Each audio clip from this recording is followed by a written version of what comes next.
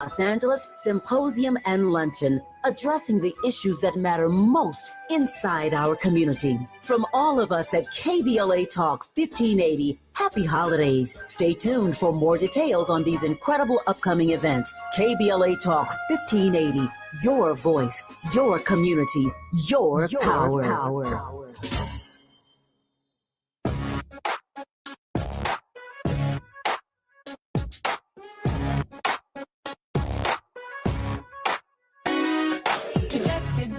Jr. Show. The Jesse Jackson Jr. Show. The Jesse Jackson Jr. Show. The Jesse Jackson Jr. Show. Come on and talk with me. Come on and listen to me. Come on and talk with me. Come on and listen to me. KBLA. Talk 1580, download the app.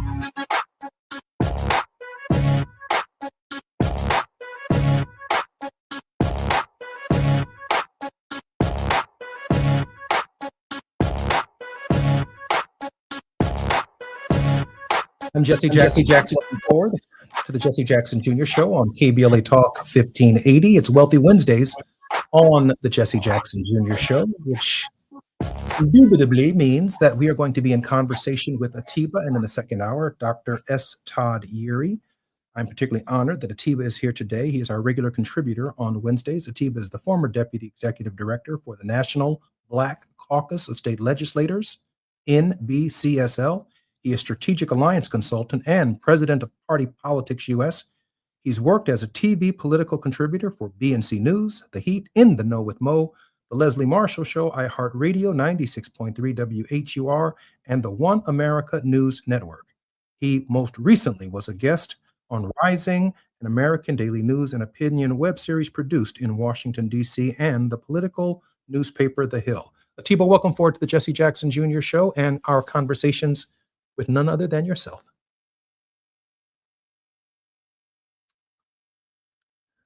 Atiba might be muted. Hi, Atiba. Hey. Welcome to the show. Atiba, I'm hoping that we can have a conversation about faith, hope, and fear. Seemingly an infinite triangle when we look at the national political landscape across our country. Obviously, that includes the saber rattling in Venezuela by the President of the United States, the misuse of the pardon power, or better yet, the negative use of the pardon power, because as Americans, we've not seen its positive use. We'll have a conversation about that. There's so much going on in the world, Atiba, and I know that you follow just about every single detail. Share with us some of your thoughts about the current state of affairs. We're up the creek. I mean, there's a lot. You know, the main thing, though, that I think that is important to note, and there's, unfortunately, we can't go back to the past and change anything. But, when we're talking to our family and friends about voting, and people say my vote doesn't count, I think we're going through this right now because we have to feel the things and the reasons why people like John Lewis were so adamant about voting. And, the situation and where we are, and people are, and on the flip side, I think those people that we talk to who say their votes don't count, or that people that they vote for don't do the things that they want them to do, I think we should listen to them too, because we're really seeing the power of the presidency. And we've often been told the president can't do this, the president can't do that. Well, this guy is really showing us that the president can do a lot more than what we thought. And I find that somewhat fascinating, because I think at the very inception of the country, this is a question that I wrestled with for nearly 3 years in prison. And I certainly arrived at a conclusion in solitary confinement. My mind in a very narrow hole produces a lot. I wish I could have posted on Facebook every single day while I was incarcerated, but I can share with you that I believe I did find the hope. I think I found it in a book that I ultimately self-published called The Finger of God. And in that book, I had to answer for myself a question. coming out of the Revolutionary War, what was it that the founding fathers, albeit in their absolute imperfection, what is it that they had to do in order to establish, for white men only, their faith, which is obviously different than our own, in the Constitution of the United States? And what I excavated was an experiment that they must have engaged in as a life work. They placed something in the Constitution called the finger of God. Alexander Hamilton confirms this 30 days in the New York Advertiser newspaper. He says, "For my part, I sincerely esteem the Constitution." After all, he was there. 30 days later, he says, "I esteem the Constitution." And this is the Constitution without the Bill of Rights. "I esteem the Constitution. For my part, I sincerely esteem the Constitution, but for the finger of God, we never would have agreed on anything in it.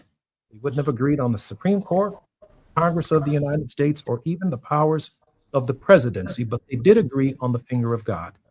And in Federalist number 37, James Madison says that it is impossible for a man of pious reflection not to perceive in it, meaning the Constitution, the finger of the almighty hand, which is signally responsible for the rebellion. So faith was a factor, albeit it may not be our faith, but when we understand their faith, much of what we're seeing in the presidency right now is the negative application of the power. But if it's not in the hands of a person of character, then the country itself is not on the foundation as intended. So I heard hope in what you responded to my question in Atiba when you said we should be voting, and there are consequences to not voting. But at the same time, I feel as an American, and I think we all do, there is an infinite hope, at least I believe, in the experiment itself and the ability to change it. Your thoughts on faith and hope before we dig in when we come forward into the fear. Yeah. So when we come back, I'll talk a little bit more about this. But the reason why the United States, the colonists, went to war against England was because they did not like the right way that royalty or the king was imposing his will on the people. We're right back there again in terms of some examples, in terms of what we see, in terms of the methodology of this administration. But, you know, in terms of hope, I often tell people in my conversations that I am the hope and the dream of the slave. And I believe that all of us are. I think that's absolutely right. Our very important conversation today will deal with faith, hope, and fear. And I can't think of a better person to be in conversation with at this hour than Atiba. More on KBLA Talk 1580 when we come forward. Our conversations with Atiba. While you're stuck in traffic, we can at least bring you up to speed on the news of the day. You're listening to Jesse Jackson Jr. only on KBLA Talk 1580.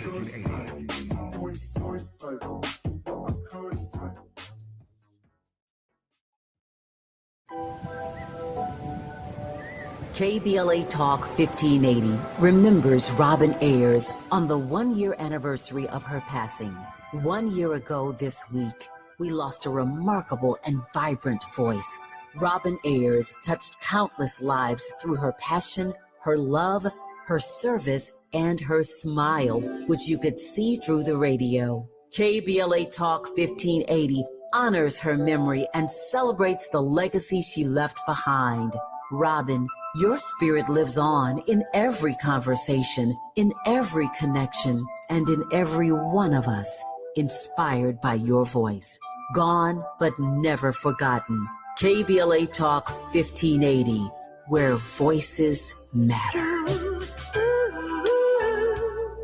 I'm missing you. Tell me why the road turns.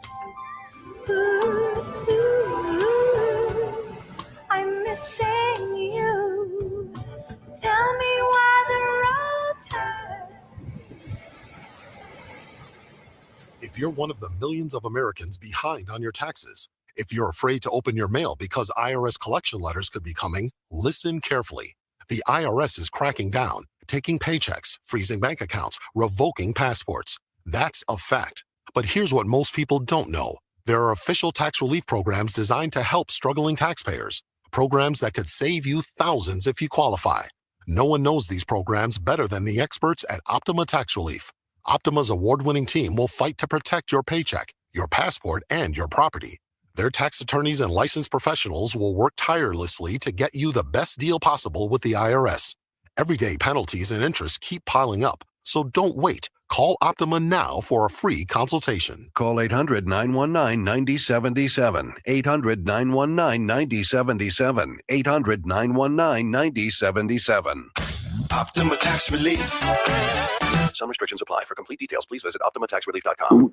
Oh no, stomach issues again? Stomach issues? Who are you? Your pancreas. I could be the real reason for your diarrhea, gas, bloating, stomach pain, or loose oily stools. I thought it was my stomach. People often do, but any of these symptoms could mean having a condition called exocrine pancreatic insufficiency, or EPI. With EPI, the pancreas doesn't release enough enzymes to break down food, but EPI is manageable. Use the symptom checker on identifyepi.com and speak with your doctor. That's identifyepi.com. Sponsored by AbbVie. With the new IHOP value menu, $6 is all it takes to go to your happy place, where stacks of pancakes with bacon and eggs are just $6 every day. French toast, sausage, and eggs are, you guessed it, $6. And fluffy omelets come with a side of pancakes and only cost $6. Go to your happy plates every day at IHOP. $7 in some locations. Available every day for a limited time at participating restaurants in the U.S. Hours may vary. No substitutions. Not valid with other discounts or promotions. Prices may vary. Now back to more of Jesse Jackson Jr. on KBLA Talk 1580. The Jesse Jackson Jr. Show.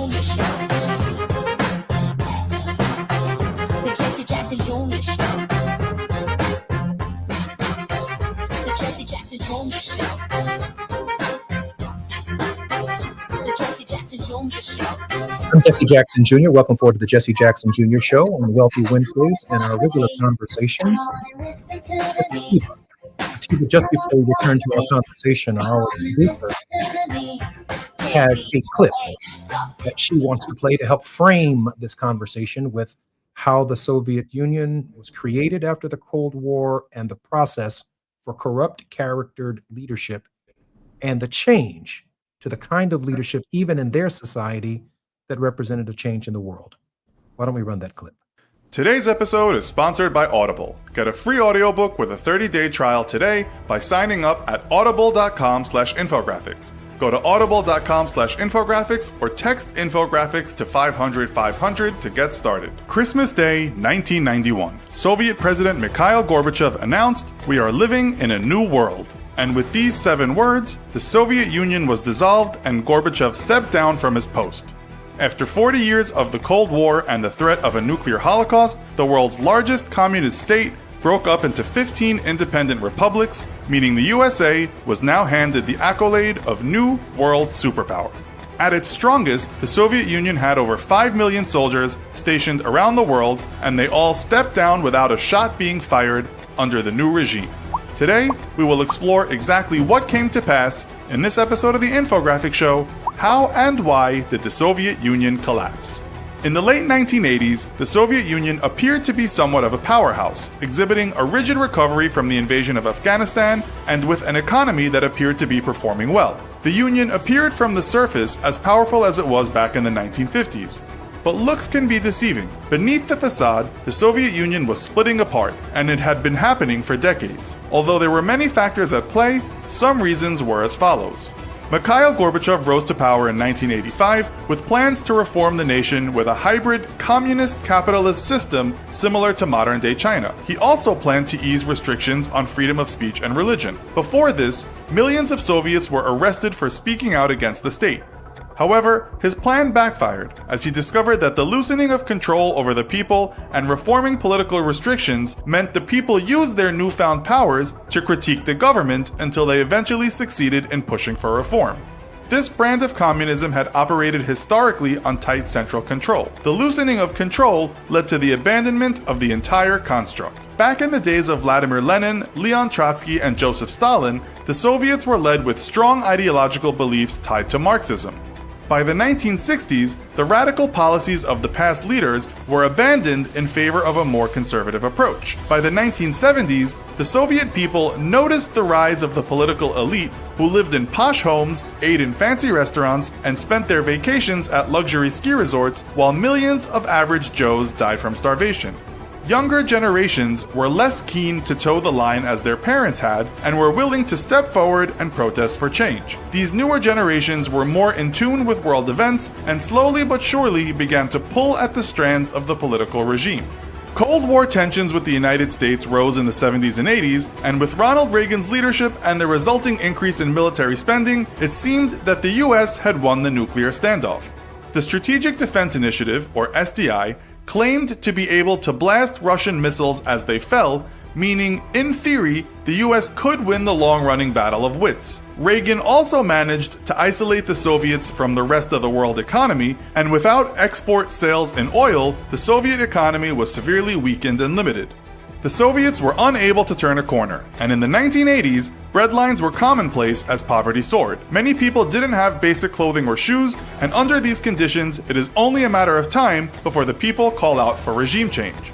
And then there is the nation's structure itself. When you have 15 radically different republics under one flag with different ethnicities, cultures, and languages, there are bound to be inherent tensions. 1989 nationalist movements brought about regime change in Poland and Czechoslovakia as the Soviet satellite nations began to split away. As these nations began to pull away, the central apparatus was weakened until it finally collapsed. Due to all these factors, by 1991, the Soviet Union was unable to maintain a normal functioning economy and run a huge military simultaneously. Gorbachev, unwilling to go to war like his predecessors Lenin and Stalin might have done, instead pulled the plug on the military and the 15 republics went their separate ways. Although a devoted Marxist, Gorbachev was an independent thinker who respected the need for reform and planned a restructuring of the economy.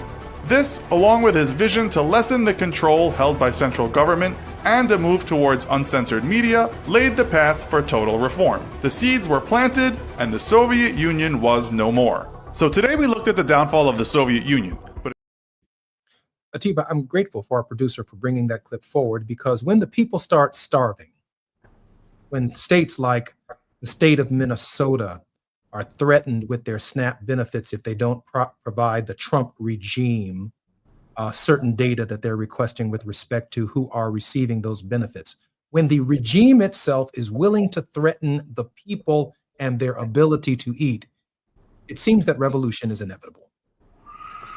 Yeah, I mean, we're seeing all these different things, and I know that we're highlighting right now Soviet Union, but these are things that have been going on all over the world, and they're things that, in some instances, we've also been responsible for.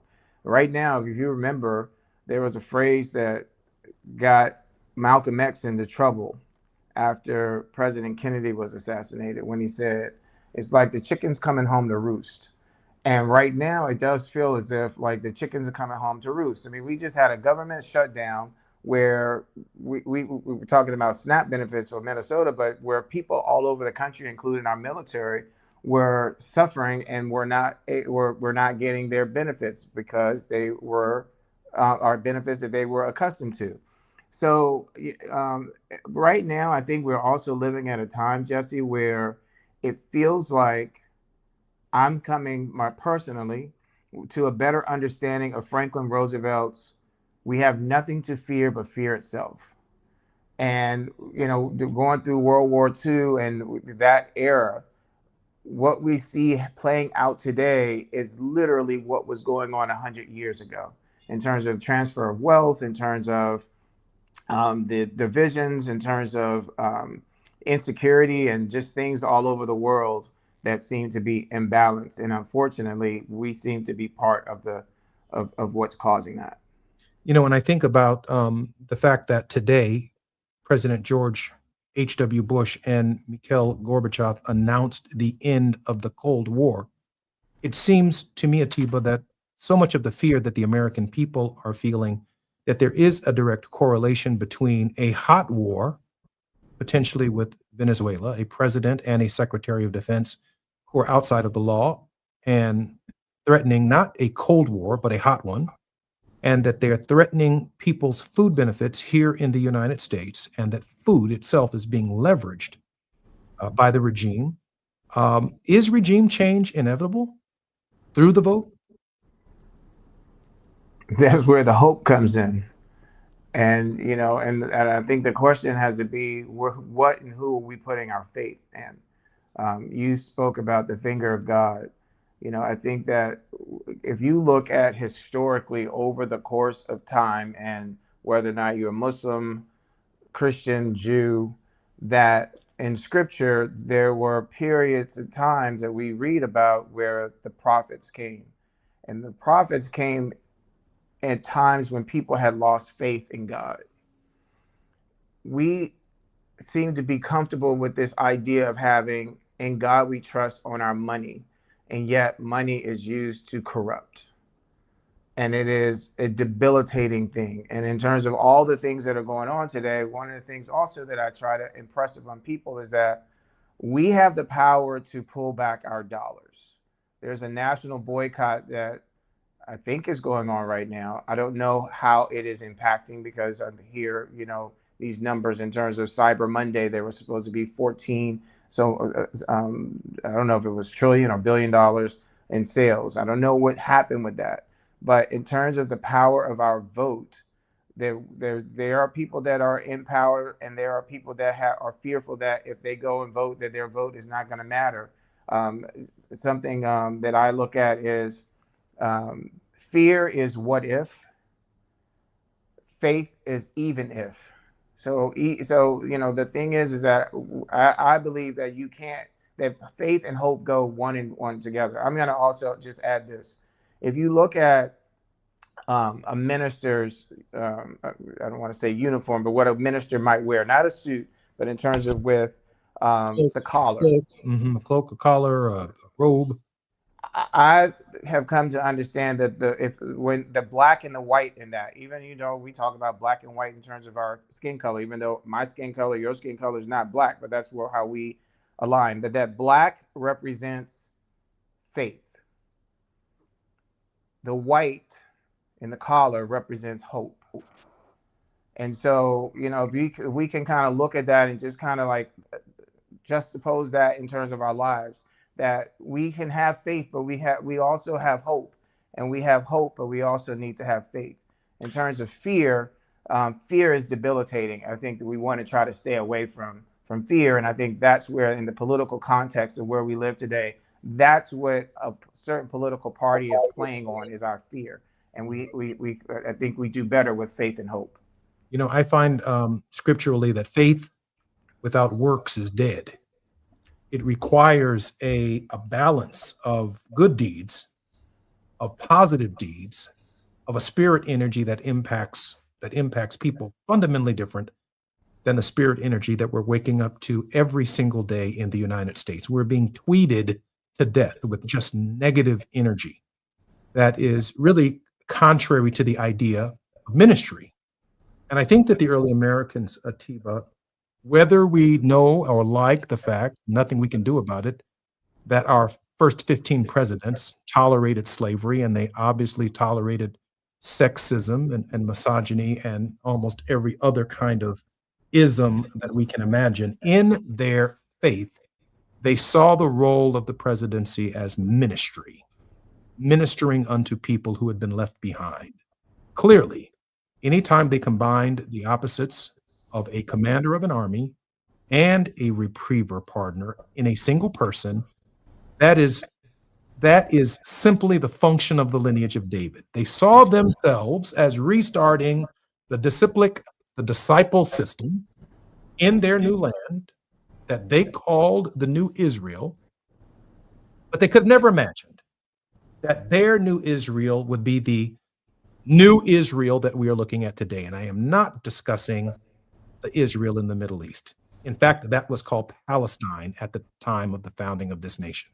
They couldn't even imagine that there would be the modern Israel that is as a result of the response, and rightfully so, to the issues that confronted Jewish people during the war itself and the subsequent issues of anti-Semitism that have plagued their people since the inception of history. I raise these questions because the American people at this hour are not just looking for a Democrat or a Republican. They're looking for someone in ministry who has the kind of faith and character necessary to lift what my father called the boats that are stuck at the bottom, that all rising tides, the rising tide that Donald Trump talks about, the economy's doing well, gas prices are coming down. It's not true for those of us who are buying eggs and bacon. It's just not true. But the boats that are stuck at the bottom, the number of boats, not only votes, but boats that are stuck at the bottom of the rising tide is a vast sea of disparity. I want to say preach. And I'm saying that I'm saying this, Jesse, because this is the time for people of faith. This is the time when people are looking for hope, and they're looking for the words that are going to give them the faith to take the first step. What is the saying? Faith is taking the first step without not seeing the staircase. And so what we have going on here, I don't think we win by saying, well, if we don't vote, this might not happen. I think we have to say, when we vote, this is going to happen. And when we recognize that we have the power, what is going on right now has been about taking away power. And when we come back after the break, I really hope to be able to talk a little bit more too in terms of how I see that as it related to President Obama and his hope and change agenda. Yeah, I'd like to hear that myself, because I also, before we go to the break, have to say this, that so much of the Obama administration, which we celebrate, and I was a part of helping create when he was a state senator and ultimate United States senator, and as a former core chairman of his national campaign, I was part of that effort. So much of what's taking place in our world because of racism is a reaction to the fact that they perceived we as a people made progress when an individual made progress, and maybe a political party made progress. And today we're being punished for that. I'm Jesse Jackson Jr. More when we come forward on the Jesse Jackson Jr. Show. This is the J Lunch Hour. Hope you're enjoying your ham sandwich, your chicken, and your lettuce, and your tomatoes, and your salads. I'm Jesse Jackson Jr. More when we come forward on the J Lunch program on Jesse Jackson Jr. KBLA Talk 1580.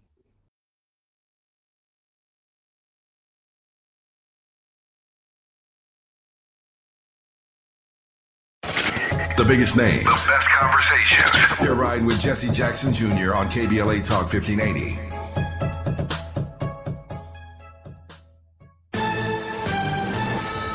I'm Amber Payton with BIN News Now. Chicago is racing to finalize its 2026 budget, with Black Mayor Brandon Johnson defending his proposed corporate head tax. And if you've never gone hungry, you wouldn't know why I have that urgency. He criticized aldermen pushing an alternative plan that includes higher trash and liquor fees. New York City Mayor Eric Adams is back on the road with just weeks remaining in office. Today, he's in New Orleans for the African American Mayors Association and Combating Anti-Semitism Movement Conference. There, he'll join leaders from across the U.S. and North America to discuss strategies to fight anti-Semitism. And the Obama Presidential Center is set to open next June in Chicago's Jackson Park. The $800 million project faced delays from lawsuits and reviews, but began construction in 2021. The 20-acre site will feature a museum tower, library, auditorium, athletic center, park space, and a garden. Get BIN News Now on demand 24/7 on the iHeartRadio app. The Crohn's and Colitis Foundation has been at the forefront of inflammatory bowel disease research and care for over 50 years. Learn more about research, education, and support at Crohn'sColitisFoundation.org. This is the KBLA Sports Minute with Ray Richardson. In somewhat of a surprising move, the Clippers released veteran point guard Chris Paul. The 40-year-old Paul announced last month that he would be retiring after the season. Clippers GM Lawrence Frank informed Paul that he would not finish the season while the team is in Atlanta to play the Hawks tonight.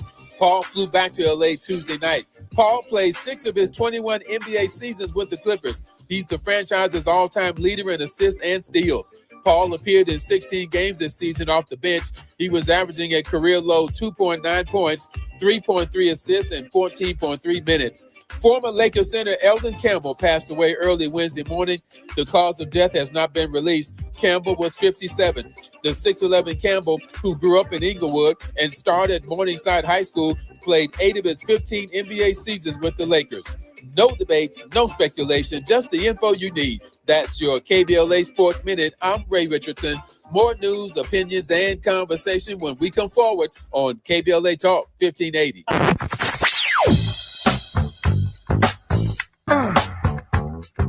This is KBLA Talk 1580. Talk radio. That's music to your ears. We're unapologetically progressive. KBLA Talk 1580.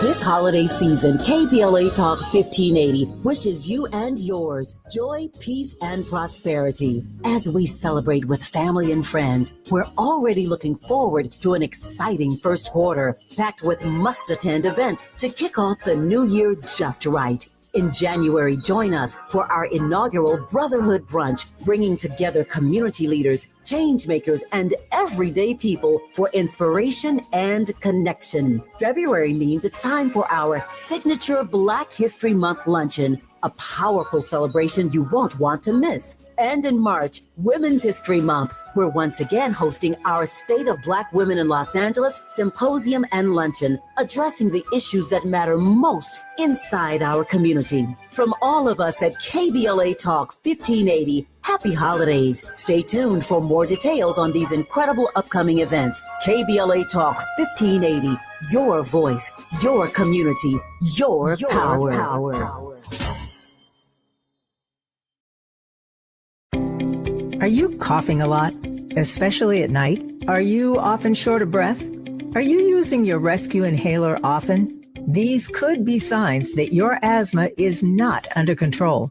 To keep your asthma in check and help prevent an asthma attack, ask your healthcare provider for an asthma action plan. This is a personalized plan you create with your doctor that shows you what to do and what medicines to help control your asthma and to use when you're having a hard time breathing or when you're having an asthma attack. Please don't wait until you're having an asthma attack. Do something about it now. Schedule a visit with your healthcare provider today to make that action plan and take control of your asthma. For more tips and resources on the management of asthma, visit luma-edu.com. This message is brought to you by Amgen and AstraZeneca. With the new IHOP value menu, $6 is all it takes to go to your happy plates, where stacks of pancakes with bacon and eggs are just $6 every day. French toast, sausage, and eggs are, you guessed it, $6. And fluffy omelets come with a side of pancakes and only cost $6. Go to your happy plates every day at IHOP. $7 in some locations. Available every day for a limited time at participating restaurants in the U.S. Hours may vary. No substitutions. Not valid with other discounts or promotions. Prices may vary. Oh, how's that flu, babe? Did you take DayQuil Intense Flu yet? Nah, I got this. Ugh, okay, I don't got this. You stay on the couch, and I'll grab the DayQuil. Undo your flu symptoms with DayQuil Intense Flu. DayQuil Intense Flu provides powerful relief of your flu symptoms. I'm ready for that to-do list. Wow, you do got this. DayQuil Intense Flu. The daytime coughing, aching, fever, under your flu medicine. Use as directed. Keep out of reach of children. This is the story of the one. As the purchasing manager at a manufacturing plant, she knows the only thing more important than having the right safety gear is having it there when you need it. That's why she partners with Grainger for auto reordering, so her team members can count on her to have cut-resistant gloves on hand, and each shift can run safely and efficiently. Call 1-800-GRAINGER, click Grainger.com, or just stop by. Grainger, for the ones who get it done. An official message from Medicare. Couple more minutes, and we'll start this month's book club. You know, I usually love a plot twist, but this year, I'm comparing my options during Medicare open enrollment. You can't assume your current health or drug plan is the best one for you. And you gotta make sure your drugs are covered. That's important. So is saving money. Review all your options at Medicare.gov. Open enrollment ends December 7th. Paid for by the U.S. Department of Health and Human Services. You're listening to Jesse Jackson Jr. on KBLA Talk 1580. The Jesse Jackson Jr. Show. The Jesse Jackson Jr. Show. Show. The Jesse Jackson Jr. Show. King Volley Volley drops the beat. Come on and talk with me. I'm Jesse Jackson Jr. You're listening to season 2 of the Jesse Jackson Jr. Show, celebrating our first anniversary this week of being on the radio. Please download the podcast. Please share the Facebook post if you're watching us on social media. And please put KBLA Talk 1580 under your Christmas tree. I believe on our website you can come and support KBLA, but you can also stop by KBLA in Lamert Park. And since we're not spending our money at Target and we're not spending it with Amazon, and we are withdrawing our enthusiasm from people who have withdrawn their enthusiasm from us. Tebow was talking a few moments ago about not only using and leveraging our votes, but using and leveraging our dollars to do something about it. You got a little money on your hands because you're not shopping at Target, you're not shopping at Home Depot, you're not shopping at the other companies like Amazon that have been listed by, in part, the leadership of Jamal Bryant and others. Come on by and bring that check to KBLA Talk 1580. Atiba, just before we came forward, you said there was a thought that you wanted to share with our listening audience.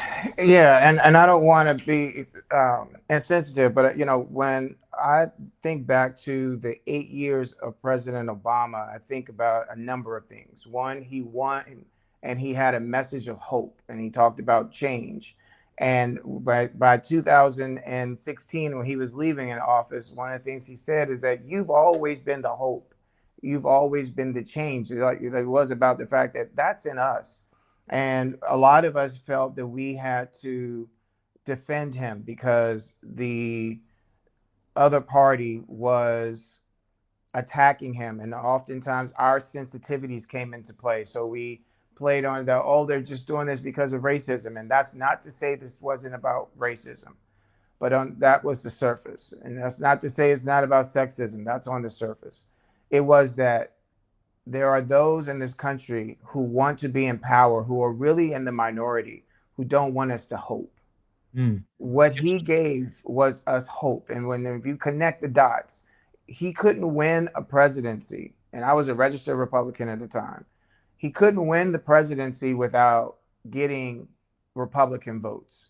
He couldn't win the presidency without getting all these different communities to vote for him. And he did so because he offered hope. And when they attacked him, they attacked that hope. And we let our foot off the pedal. Because if you see what's happening now from 2008 to 2010, President Obama had the House and the Senate, as well as the presidency. And we see this president has the House, the Senate, and the presidency. And so let's try to mirror and kind of see, okay, so what happened in 2010 to change that? People came out and voted because they felt like their hope or the change wasn't happening fast enough. Well, my hope is that we recognize and get the lesson and realize that in 2010, when we could have sent more people to Congress to help, to push the agenda, that this go round now we have to do that again. But I see some hope when I'm looking all around the country in places like Mississippi and Georgia, when I'm looking at New Jersey and Virginia, when I'm looking at New York, and when I'm looking at what happened in Tennessee yesterday. Even though Democrats didn't win, they put a big dent in that 22% that the president received in 2024. So there's hope, and hope is coming, but we also have to recognize that we are the hope that we're looking for.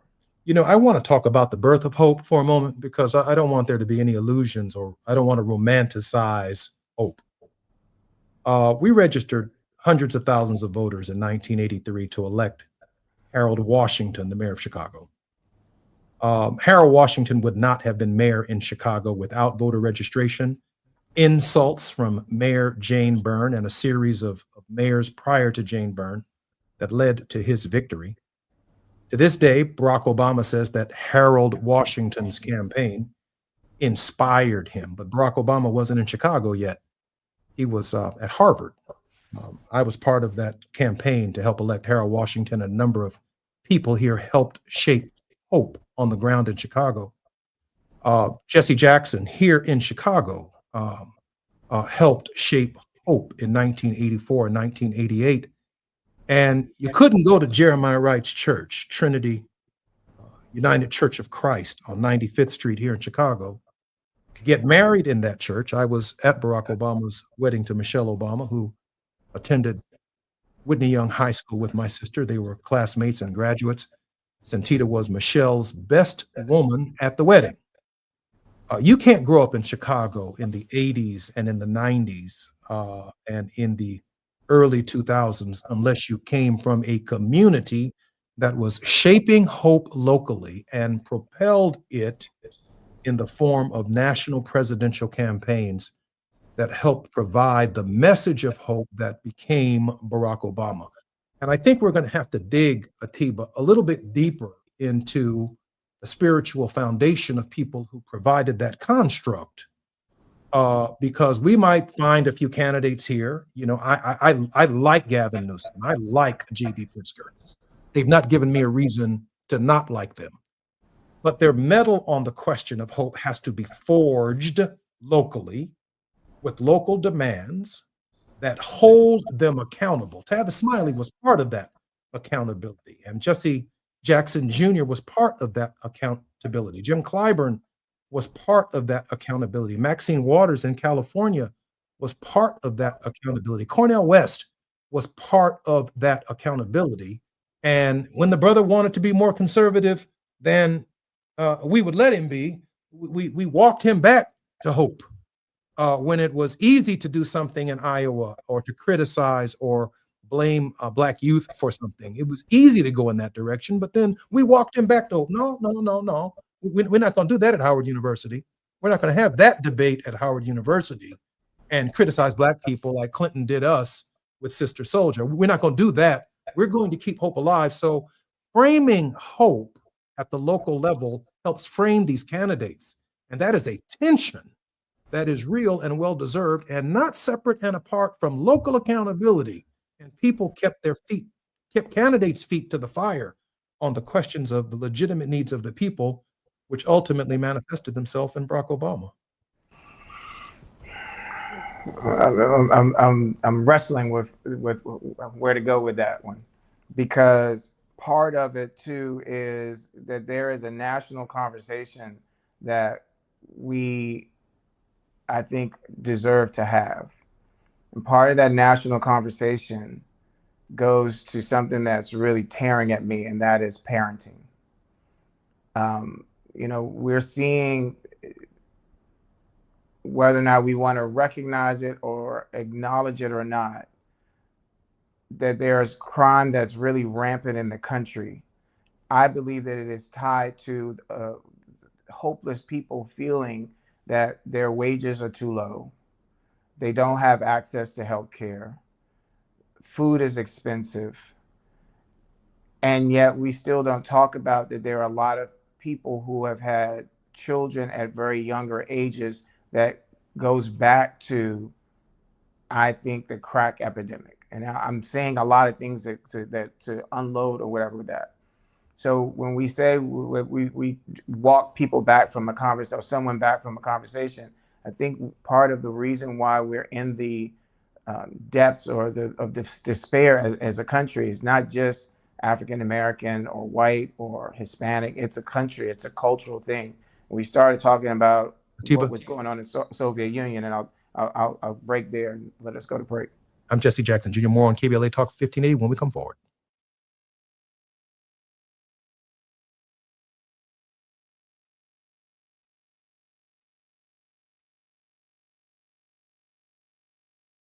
We can at least bring you up to speed on the news of the day. You're listening to Jesse Jackson Jr. only on KBLA Talk 1580.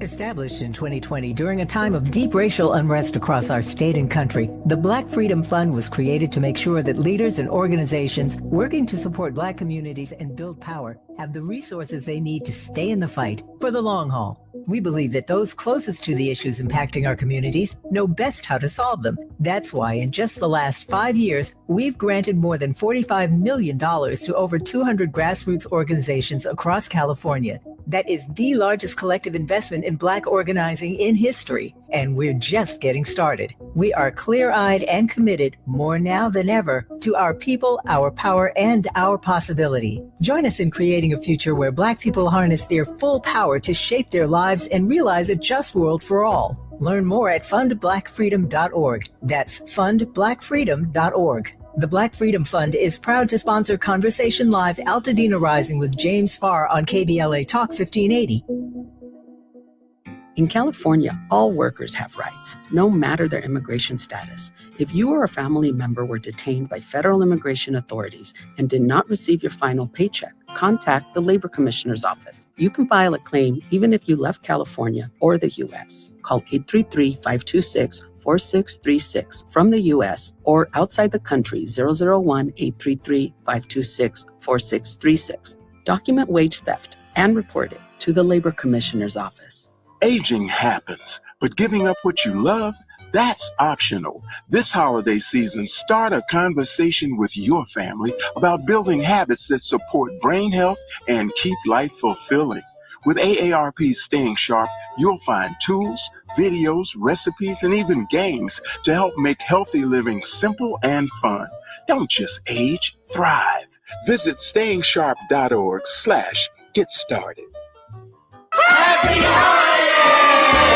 This holiday season, KBLA Talk 1580 wishes you and yours joy, peace, and prosperity. As we celebrate with family and friends, we're already looking forward to an exciting first quarter, packed with must-attend events to kick off the new year just right. In January, join us for our inaugural Brotherhood Brunch, bringing together community leaders, change makers, and everyday people for inspiration and connection. February means it's time for our signature Black History Month luncheon, a powerful celebration you won't want to miss. And in March, Women's History Month, we're once again hosting our State of Black Women in Los Angeles Symposium and Luncheon, addressing the issues that matter most inside our community. From all of us at KBLA Talk 1580, happy holidays. Stay tuned for more details on these incredible upcoming events. KBLA Talk 1580, your voice, your community,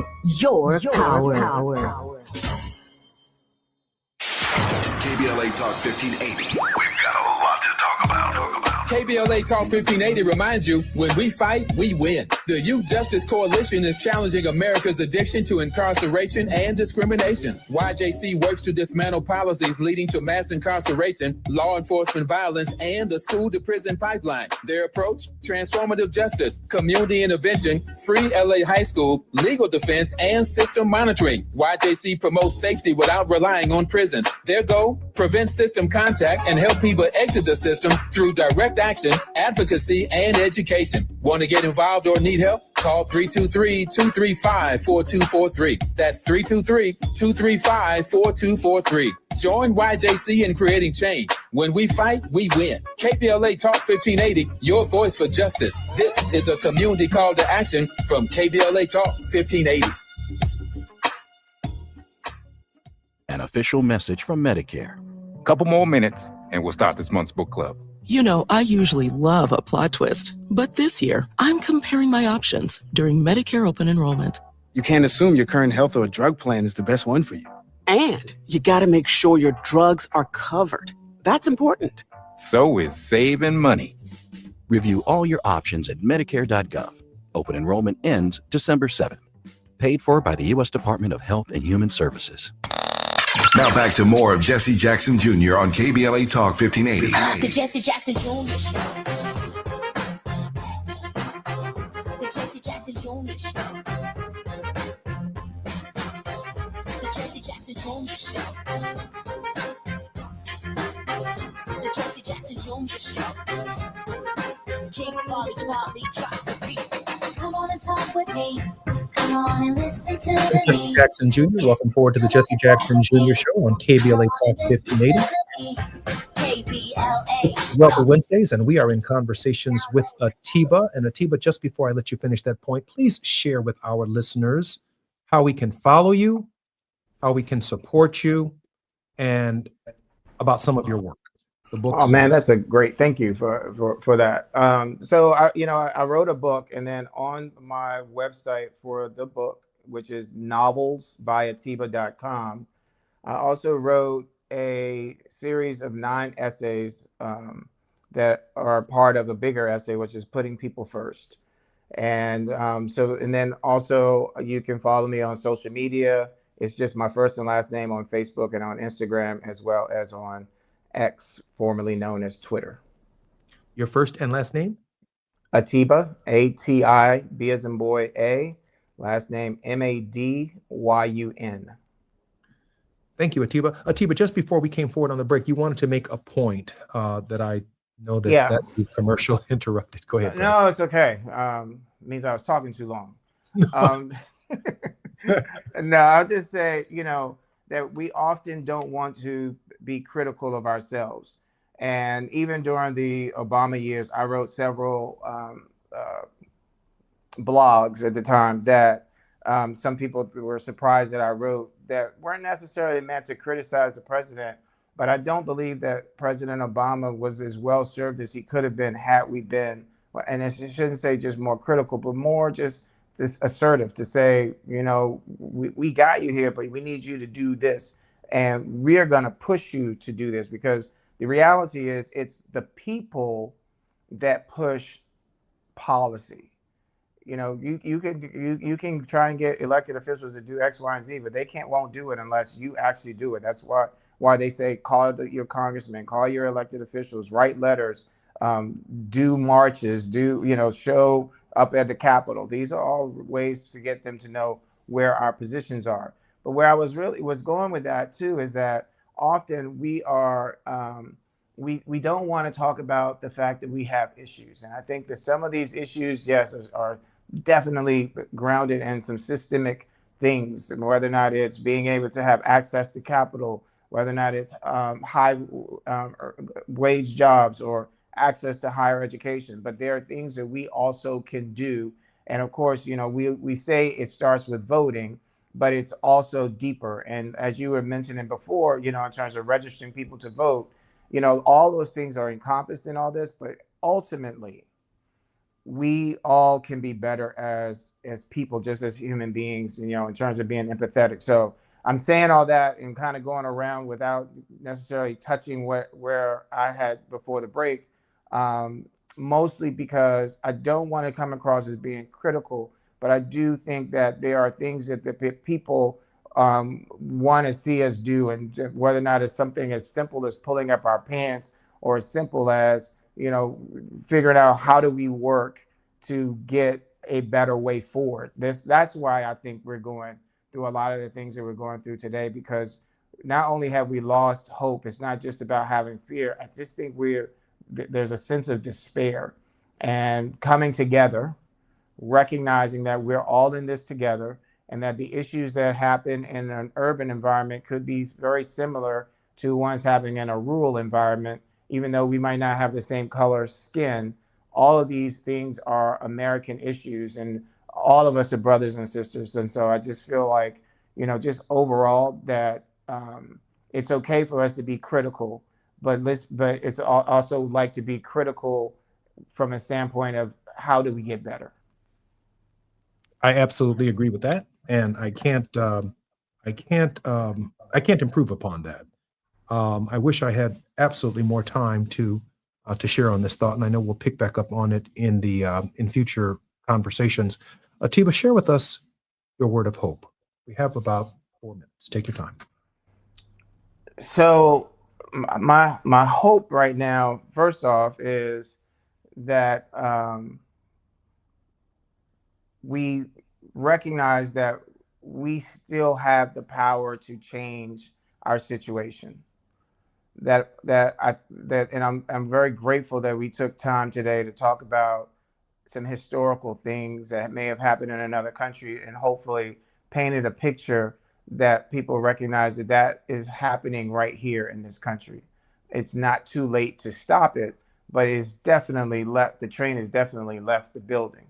That when I talk about voting, and when I wear a shirt that says midterms effing matter, and there is actually a website for that, that it is to shock us, to shock people that see it so that they want to wear the message and recognize that we are the spark behind any movement, that we can't just keep sitting back and just waiting for somebody to come save us. Because here's the truth. I'm going to use the word ain't nobody coming to save us but us. This is that time when we can look back at the civil rights movement and see the power of men and women and children locking arms and marching. This is the moment that we can look back and see, why did they call the World War II generation the greatest generation? This is the generation that brought forward Tuskegee Airmen. This is the generation that brought forward larger and louder voices talking about integration and segregation, because we went and fought in wars, but when we came home, we weren't allowed to be American. And when we go all the way back, I said earlier that I like to say that I am the hope and the dream of the slave. We all are the hope and the dream of the slave. And I even believe that there was something that happened for me being in South Africa a few years ago during the 20-year anniversary of the first free elections in South Africa. And I remember and recall the lines of people who stood in line for days to vote. And going into South Africa, going to Soweto, going to Pretoria, going to Cape Town, going to see these things, visiting Mandela's home, it made me think that they saw in us something and they took it, and that they saw something, they did things there that we can take. And so I'll kind of end it with this, and that is, it always seems impossible until it's done. And that makes so much sense. So my last words today of hope are, just remember, it always seems impossible until it's done. Our conversations with Atiba always keep hope alive. Atiba, look forward to our conversation next week. Look forward to it. Thank you, Jesse. I'm Jesse Jackson Jr., listening to the Jesse Jackson Jr. Show on KBLA Talk 1580. More when we come forward with Dr. S. Todd Yeary. KBLA 1580 Santa Monica. I'm Amber Payton with BIN News Now. Chicago is racing to finalize its 2026 budget, with Black Mayor Brandon Johnson defending his proposed corporate head tax. And if you've never gone hungry, you wouldn't know why I have that urgency. He criticized aldermen pushing an alternative plan that includes higher trash and liquor fees. New York City Mayor Eric Adams is back on the road with just weeks remaining in office. Today, he's in New Orleans for the African American Mayors Association and Combating Anti-Semitism Movement Conference. There, he'll join leaders from across the U.S. and North America to discuss strategies to fight anti-Semitism. And the Obama Presidential Center is set to open next June in Chicago's Jackson Park. The $800 million project faced delays from lawsuits and reviews, but began construction in 2021. The 20-acre site will feature a museum tower, library, auditorium, athletic center, park space, and a garden. Get BIN News Now on demand 24/7 on the iHeartRadio app. The Crohn's and Colitis Foundation has been at the forefront of inflammatory bowel disease research and care for over 50 years. Learn more about research, education, and support at Crohn'sColitisFoundation.org. This is the KBLA Sports Minute with Ray Richardson. In somewhat of a surprising move, the Clippers released veteran point guard Chris Paul. The 40-year-old Paul announced last month that he would be retiring after the season. Clippers GM Lawrence Frank informed Paul that he would not finish the season while the team is in Atlanta to play the Hawks tonight. Paul flew back to LA Tuesday night. Paul played 6 of his 21 NBA seasons with the Clippers. He's the franchise's all-time leader in assists and steals. Paul appeared in 16 games this season off the bench. He was averaging a career-low 2.9 points, 3.3 assists, and 14.3 minutes. Former Lakers center Eldon Campbell passed away early Wednesday morning. The cause of death has not been released. Campbell was 57. The 6'11 Campbell, who grew up in Inglewood and started at Morningside High School, played 8 of his 15 NBA seasons with the Lakers. No debates, no speculation, just the info you need. That's your KBLA Sports Minute. I'm Ray Richardson. More news, opinions, and conversation when we come forward on KBLA Talk 1580. Celebrate the soul of the holidays and support Altadena and Pasadena. Join us on Monday, December 15th, 7 p.m. inside the Bram Goldsmith Theater at the Wallace in Beverly Hills for Soul of the Holidays, a joyful night of Motor City Soul, gospel, and holiday classics featuring an 18-piece band, all-star vocalist, and community choirs, all in support of the Black LA Relief and Recovery Fund. This performance comes at a pivotal time for many in Altadena and Pasadena. This is their first holiday season since the devastating Altadena Eden Canyon fire, which destroyed homes and community spaces. While the physical losses are immense, the power of community remains, and your attendance directly supports recovery, resilience, and renewal. So, be sure to join us Monday, December 15th, 7 p.m. inside the Bram Goldsmith Theater at the Wallace in Beverly Hills for Soul of the Holidays, benefiting survivors of the Altadena Eden Canyon fire. For ticket information, just log on to tickets@thewallace.org. That's tickets@thewallace.org. This is a community call to action from KBLA Talk 1580 and the Black Freedom Fund.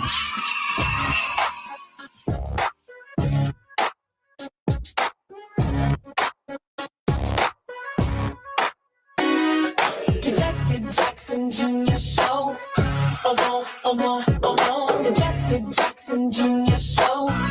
Oh, oh, oh, oh. The Jesse Jackson Jr. Show. Oh, oh, oh, oh. The Jesse Jackson Jr. Show. Oh, oh, oh, oh. Come on and talk with me. Come on and listen to me. Come on and talk with me. Come on and listen to me. KBLA Talk 1580. Download the app. I'm Jesse Jackson Jr. Listening to the Jesse Jackson Jr. Show on KBLA Talk 1580. Welcome Wednesdays with Dr. S. Todd Yeri. Dr. Yeri will be joining us in just a few moments. I'm sitting here reflecting on my youth when I was growing up. And I was home alone. And the door started knocking really, really hard, and I was a little bit concerned. So I called Dad and said, Dad, hey, there is this guy standing in our driveway knocking on the door, and he's knocking on it real hard. What do you want me to do? And Dad said, what's he look like? I said, well, he's got this tam on his head. He said, oh, that's Donnie. Let Donnie in. Tell him I'll be there in a few moments. So I opened the door. I said, are you Donnie? He said, yes, I'm Donnie. I let him into the house. I said, Dad said he'll be here in just a few moments. I then went back into the front part of our home, and Donnie sat at a grand piano that still exists in our home. And it was a grand piano that he bought for my sister, Santita. And he began playing. He was none other than the great Donny Hathaway. And when I reflect upon that memory, just listening a few moments ago to This Christmas by Donny Hathaway, what a loss our community experienced. Donny was troubled and he took his own life, and his contribution, far too short for the enormous contribution that he gave to all of us all over the world in his framing of Christmas and so many other spirit-based songs that helped our movement and propelled our faith. Missing Donny Hathaway at this moment. Todd Yeri will be joining us in just a second. I want to talk, while we do wait for Todd, about the path to hope. Because there is a path to hope in the United States. I know something about this path because in 1984, I campaigned for my father by helicopter. Jonathan and I traveled from Des Moines to Cedar Rapids to Davenport to Waterloo and Iowa City. And we spoke in African-American churches and community gatherings on behalf of our father, who we wanted to be president of the United States. Those are the primary significant Black populations in the state of Iowa. Spent a lot of time on farms, meeting people and hugging people and milking cows and working on farms and identifying with people who were just basic and decent people. asking them through our family to give our father a chance. We were speaking for this enigma in American history, Jesse Jackson. Everything they've ever read or heard, with the family touch, we softened the hearts of the people of Iowa and they welcomed us into their homes. And then we went from there to New Hampshire, identified not only with the African American populations, but progressive politics, the Dunphys, the Dunphy hotels, Nadine Hack and her husband, Jerry, who are still with us. Grateful that they are regular friends of the Jackson family, and they welcomed us into their state. And Reverend fared fairly well in New Hampshire.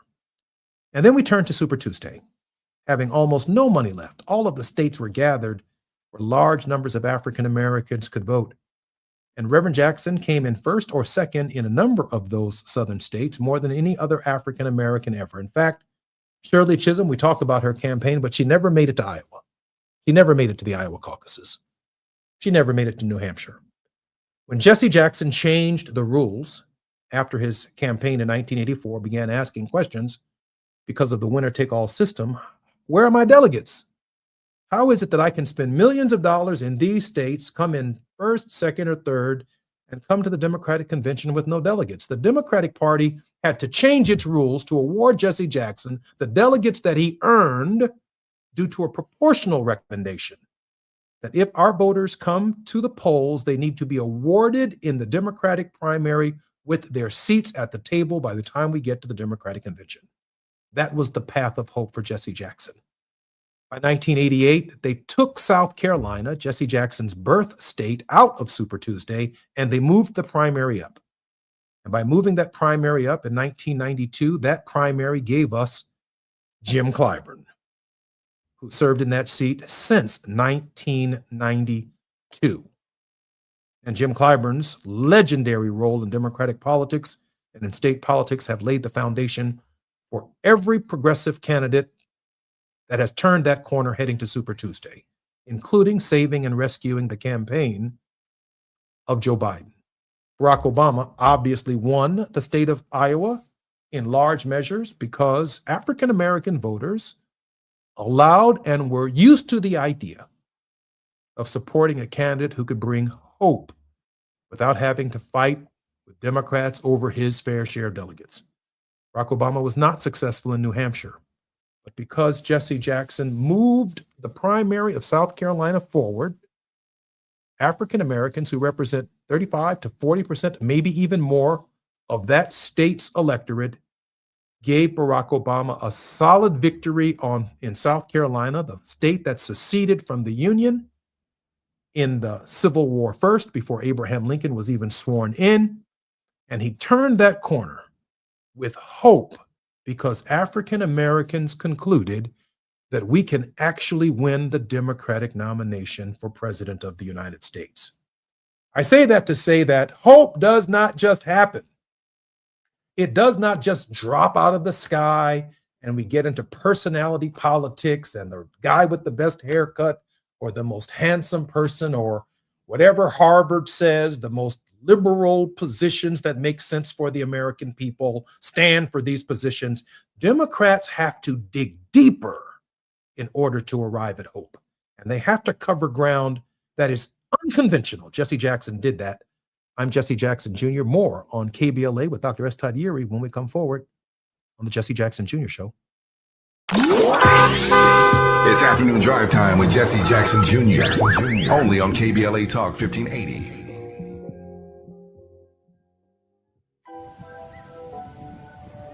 KBLA Talk 1580 remembers Robin Ayers on the 1-year anniversary of her passing. 1 year ago this week, we lost a remarkable and vibrant voice. Robin Ayers touched countless lives through her passion, her love, her service, and her smile, which you could see through the radio. KBLA Talk 1580 honors her memory and celebrates the legacy she left behind. Robin, your spirit lives on in every conversation, in every connection, and in every one of us, inspired by your voice. Gone, but never forgotten. KBLA Talk 1580, where voices matter. missing you. Tell me why the road turns. Ooh, I'm missing you. Tell me why the road turns. If you're one of the millions of Americans behind on your taxes, if you're afraid to open your mail because IRS collection letters could be coming, listen carefully. The IRS is cracking down, taking paychecks, freezing bank accounts, revoking passports. That's a fact. But here's what most people don't know. There are official tax relief programs designed to help struggling taxpayers. Programs that could save you thousands if you qualify. No one knows these programs better than the experts at Optima Tax Relief. Optima's award-winning team will fight to protect your paycheck, your passport, and your property. Their tax attorneys and licensed professionals will work tirelessly to get you the best deal possible with the IRS. Everyday penalties and interest keep piling up, so don't wait. Call Optima now for a free consultation. Call 800-919-9077. 800-919-9077. 800-919-9077. Optima Tax Relief. Some restrictions apply. For complete details, please visit OptimaTaxRelief.com. Oh, how's that flu, babe? Did you take DayQuil Intense Flu yet? Nah, I got this. Ugh, okay, I don't got this. You stay on the couch, and I'll grab the DayQuil. Undo your flu symptoms with DayQuil Intense Flu. DayQuil Intense Flu provides powerful relief of your flu symptoms. I'm ready for that to-do list. Wow, you do got this. DayQuil Intense Flu. The daytime coughing, aching fever under your flu medicine. Use as directed. Keep out of reach of children. Hey, can you blow up some balloons for Jack's party? I can't. I'm so congested. You need Sinex Saline from Vicks. Sinex Saline nasal spray. Yeah, just Sinex. Breathe. Sinex Saline instantly clears everyday congestion associated with colds and year-round allergies with a gentle, ultra-fine mist that's no mess and easy to control. Daddy, we need more balloons. On it. Enjoy life's important moments without congestion. Try Sinex Saline from Vicks. Just Sinex. Breathe. Use as directed. Now back to more of Jesse Jackson Jr. on KBLA Talk 1580. The Jesse Jackson Jr. Show. The Jesse Jackson Jr. Show. The Jesse Jackson Jr. Show. The Jesse Jackson Jr. Show. King Volley, drop the beat. Come on and talk with me. Come on and listen to me. Come on and talk with me. Come on and listen to me. KBLA Talk 1580. I'm Jesse Jackson Jr. Welcome forward to the Jesse Jackson Jr. shows. It's Wealthy Wednesdays, and Dr. S. Todd Urey is a bit delayed, and he'll be joining us hopefully shortly.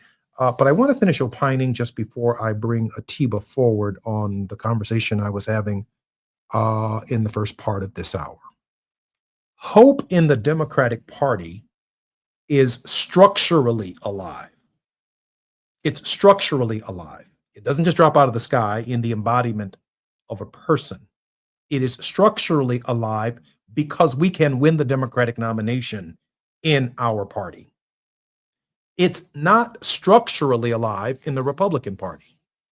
I wouldn't care if you gave $500 million to your favorite African-American candidate and you made them run the gambit of states to become the Republican nominee for president of the United States.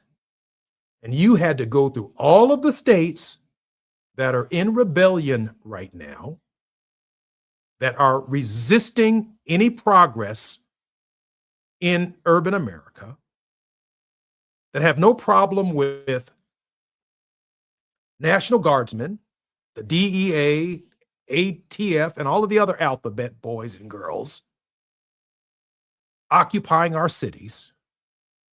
There is no way an African American with $1 billion structurally running for president in the Republican primary process is going to win. I wouldn't care if it's the guy who came up with Godfather Pizza. They made him take his mask off and convinced him that COVID wasn't real, and he sat there and died because of COVID. I wouldn't care if you resurrected Colin Powell, and he was a great American.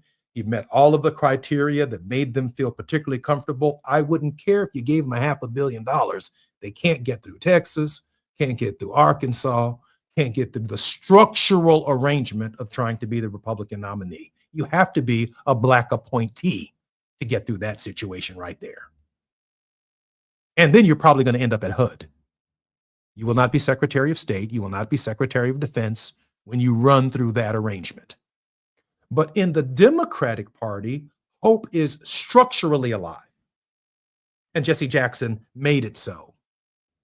Now, if the Democratic Party ever decides they want to put South Carolina back in Super Tuesday, and all that's left is to run through Iowa, caucus through Iowa, and then run through New Hampshire. And by the time an African-American candidate gets through that process, there'll be no money left in their campaign to even talk to Black people or brown people or to the dispossessed in Alabama, Mississippi, Georgia, Tennessee, Louisiana, all of those states where African-Americans overwhelmingly still live and vote Democratic.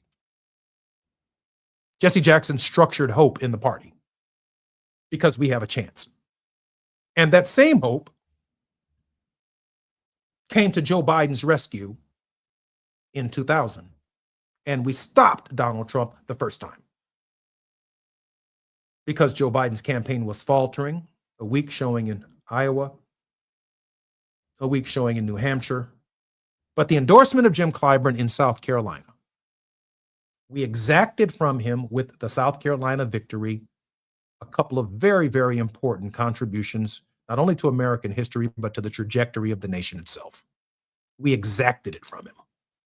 We demanded an African-American on the Supreme Court. And that would lead to the second great dissenter, maybe the third, behind Ruth Bader Ginsburg, and it's only because she hasn't served as long, Ketanji Brown Jackson. South Carolina was part of the price that we asked for coming out of that process. When they were in Iowa together, Joe Biden was running against Kamala Harris, and Kamala Harris stung Joe Biden in a debate. When Joe Biden was touting his civil rights record, Kamala Harris had a retort, something to the effect that she desegregated a school, and Joe Biden was grinning and laughing over about his work for civil rights, and he had taken certain positions in the United States Senate. And Kamala Harris essentially knocked the grin off of his face when she said, "I'm that young Black girl that desegregated that particular school." And wasn't nothing funny about that. And how she ended up on the ticket is because we demanded that an African-American woman be on the ticket in South Carolina. And therefore, hope was alive. And when Joe Biden decided he did not, reluctantly, was incapable of running for president for health reasons in the last process, Joe Biden and others were concerned about transferring the power of the presidency and the nomination to Kamala Harris. Let's be honest. All the books have been written about it now. He even said, "Kid," which I found to be offensive. Vice President of the United States, he called her a kid. He said, "Kid, listen, I don't want any daylight while you're running for president between my positions and your positions." Well, what kind of freedom is that? If you've got to carry all of Joe Biden's water with you while you're running for president. Kamala Harris talks about the internal difficulties in her new book. So, hope is structured into this process. It's not an accident. I'm grateful that Dr. S. Todd Yeary has now joined us. Dr. Yeary is the pastor of a church in Baltimore, Maryland. He is also former member of the National Action Network Board, also an executive director of the National Rainbow Push Coalition. He's a lawyer, a full-time pastor, both with one foot in the pulpit and one foot in the courtroom of America. Dr. Yeary, welcome forward to the Jesse Jackson Jr. Show. Good to be with you, my brother. I'm actually leaving one of the said courtrooms in trial this week, but certainly glad to be able to get out in time to have a conversation with you. I appreciate you so much. And I'm also welcoming back to the program Atiba from the first hour, Conversations with Atiba. Atiba, welcome forward to the Jesse Jackson Jr. Show in hour number 2. Nice to be back with you, and nice to be with you. My question, Dr. Erie, is this question of hope. Atiba brought it forward in the first hour in a very, very profound way. And I'm struggling with this idea that that hope isn't just a personality-based candidate for office, but it is structured into a process that revives the spirit of the American people. Let me pitch that question to Dr. Erie. Well, I can only imagine how profound the conversation was in the first hour. And so I'm going to try to show up in the middle of the movie and not mess up the plot. Yeah, I had a ticket. I was just a little late getting to my seat. So the structure of hope and political power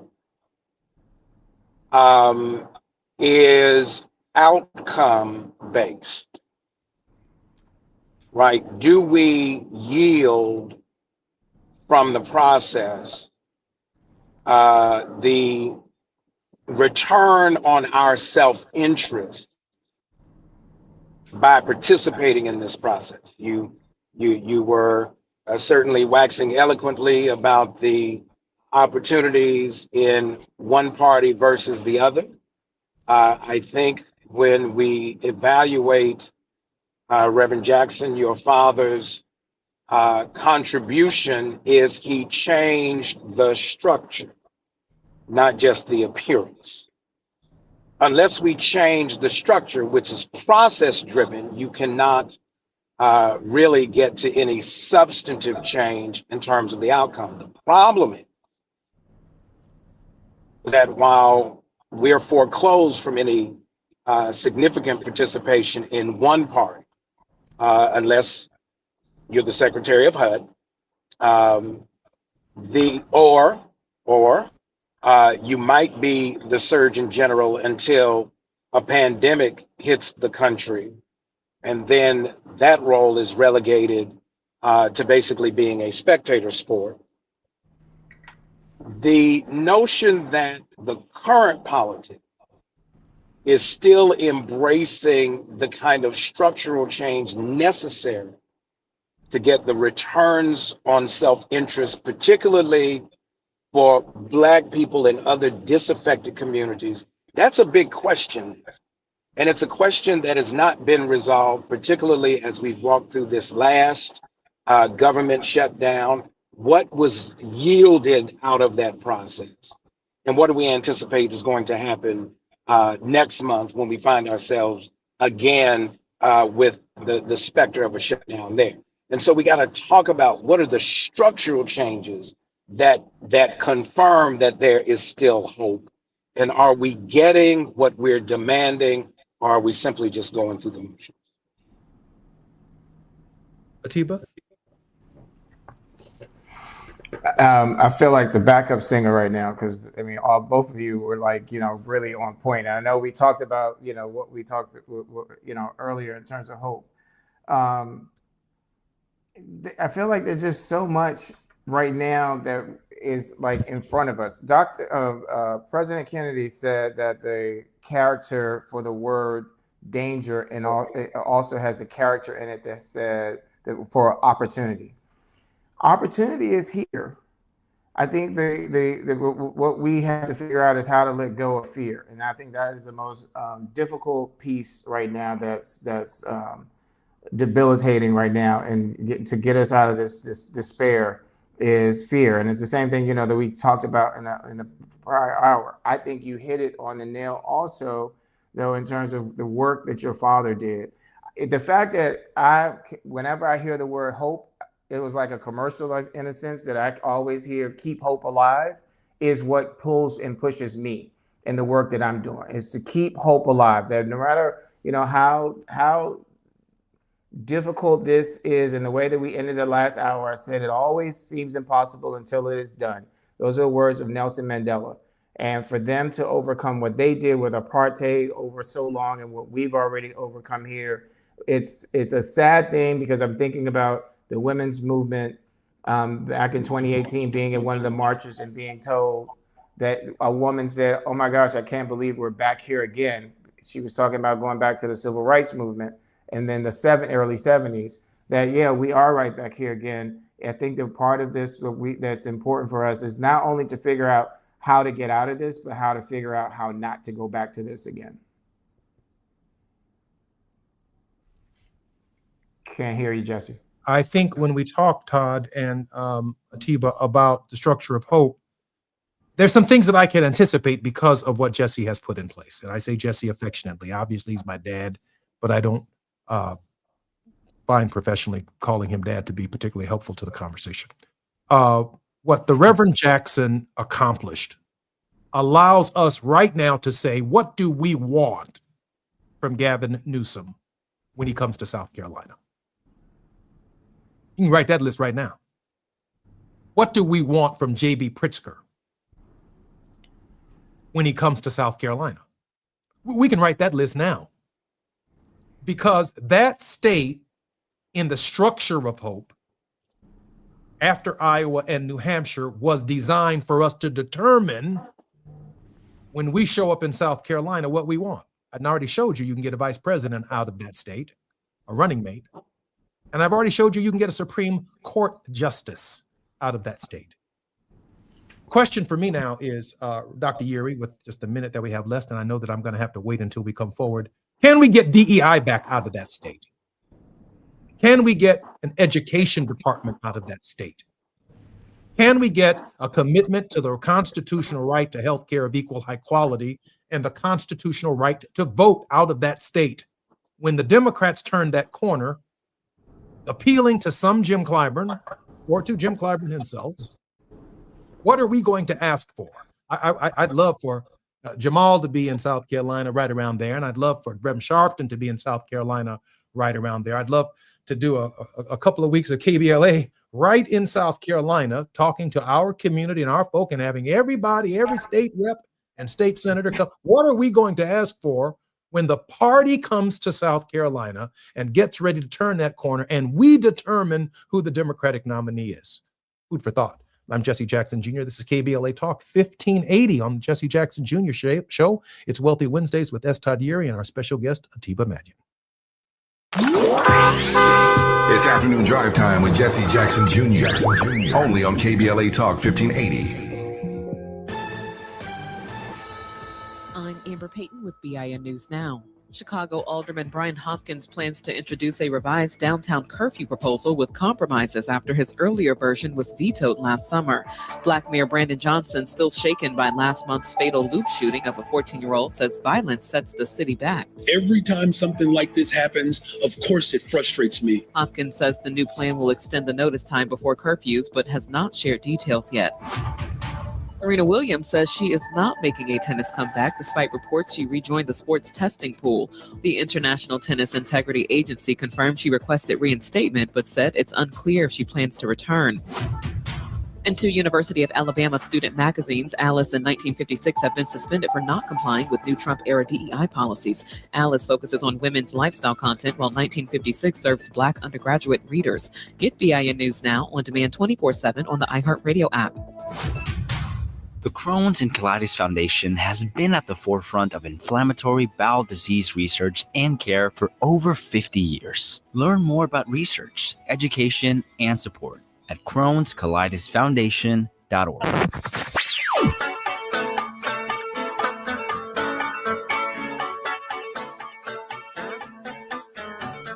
This is KBLA Talk 1580. Talk radio. That's music to your ears. We're unapologetically progressive. KBLA Talk 1580. We've got a lot to talk about.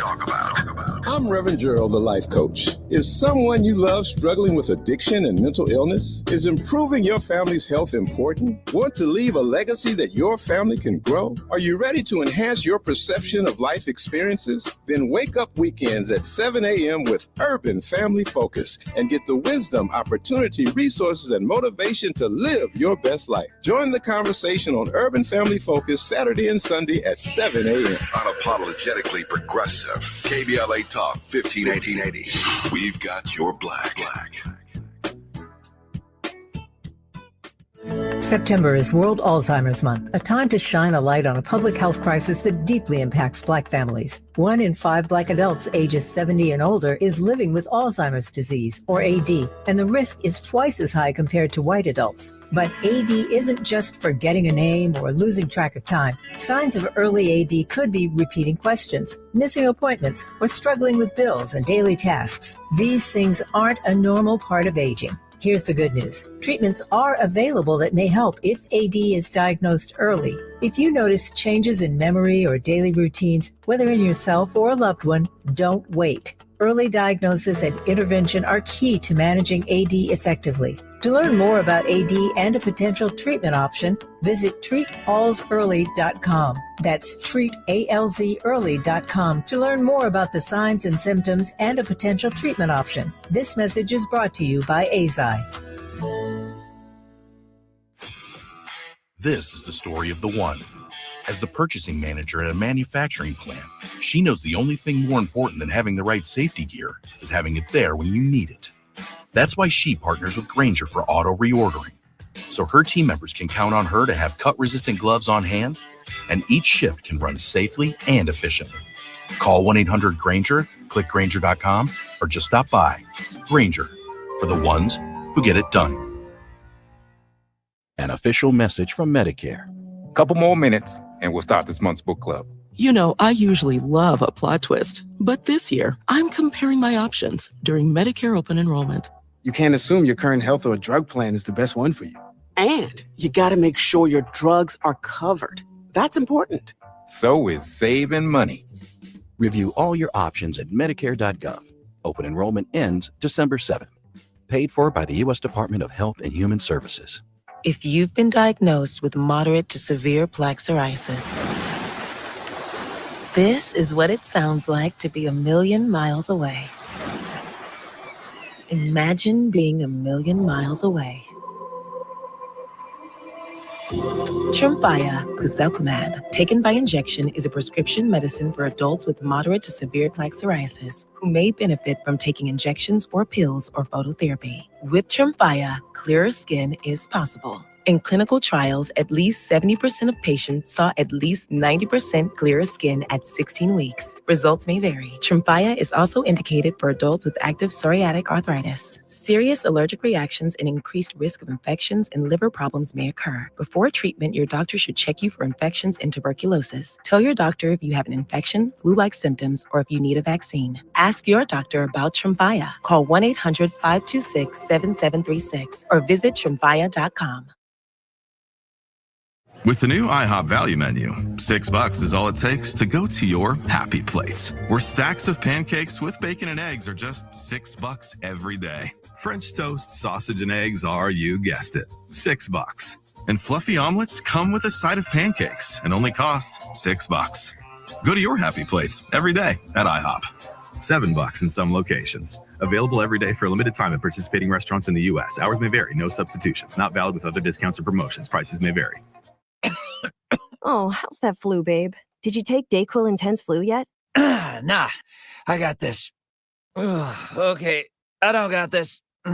You stay on the couch, and I'll grab the DayQuil. Undo your flu symptoms with DayQuil Intense Flu. DayQuil Intense Flu provides powerful relief of your flu symptoms. I'm ready for that to-do list. Wow, you do got this.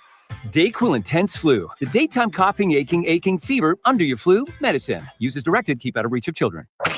You're listening to Jesse Jackson Jr. on KBLA Talk 1580. The Jesse Jackson Jr. Show. The Jesse Jackson Jr. Show. The Jesse Jackson Jr. Show. The Jesse Jackson Junior Show. King Volley, drop the beat. Come on and talk with me. I'm Jesse Jackson Jr. You're listening to the J Lunch Club on KBLE Talk 1580, Jesse Jackson Jr. Show. This is Wealthy Wednesdays, where our regular contributor includes Atiba, who is no longer with us from the first hour. But in the second hour, we have none other than the Right Reverend Dr. and attorney, Dr. S. Todd Yeary. Dr. Yeary, how are you, sir? And welcome forward to the show.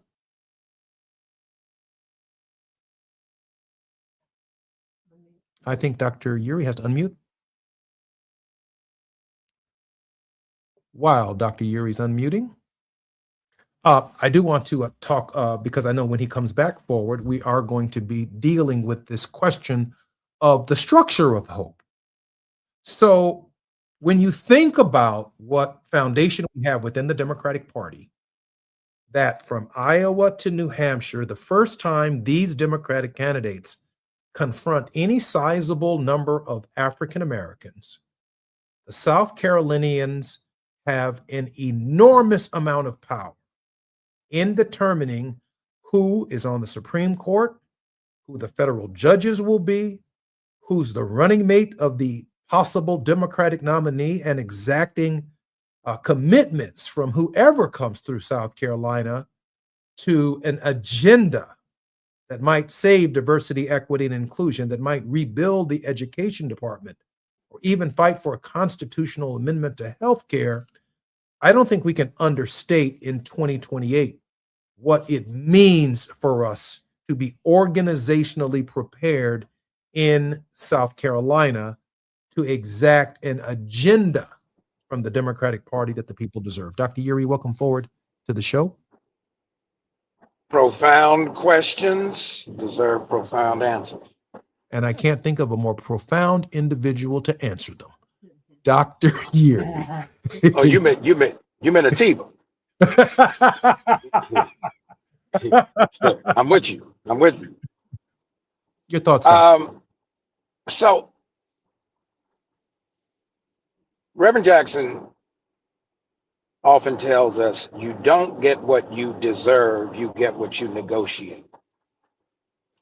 You cannot negotiate from a position of emotion when you're trying to exact returns from political power, right? Because do the right thing, as I often tell my students, is a Spike Lee joint. Yeah. It's not a political philosophy. Yeah. Political philosophy is a self-interest. And if you want to expand political power, it's self-interest aligned with other self-interest that moves us closer to an objective goal of the greatest good for the greatest number. Right? So we're going to South Carolina. You can't use national data for a South Carolina context. You got to know South Carolina. Absolutely. If you're going to go to Illinois, it's interesting. During the break, we hear Mayor Brandon Johnson and concern about gun violence in the city of Chicago. And it's often felt that as goes Chicago, so goes the state. What's that context? And so part of this is we never have a real advanced conversation with the most disaffected among us to really understand their pain. That is actually what Reverend Jackson showed us on the lead up to the run in '84, when he does the Southern Crusade, particularly. He's going from spot to spot to spot, not only to inspire, right, but to understand. And so if we don't know what's the real situation, in theology, we call it Sitzenleben. It's a German phrase, the situation in life of the people we're trying to appeal to, then many times what we're doing is we're giving them a remedy for scratching in a place that don't itch. Right? So you get so we got a lot of folks running around scratching, but they looking at you like, That's not where I have my issue. Now, the way we lay it out is we know the data, but what the president does, this is what Reverend gave us a blueprint. Todd, can I ask you this question? Let me ask you a question. When the Democratic Party turns the corner and shows up in South Carolina, seems to me that we ought to be putting forward for the Democratic nominee who we think should be Attorney General, who we think, and we'd like a commitment to a civil rights department at the Department of Justice that can look, for example, at Southern California Edison and what they are doing or not doing in Altadena. It seems to me that when we turn that corner in South Carolina, we are looking for a Secretary of Education that is committed to equal high quality education for all Americans across the country. And we'd like to hear the potential Democratic nominee address what they're going to do to reestablish the department. And CDC and Health and Human Services and all these executive orders.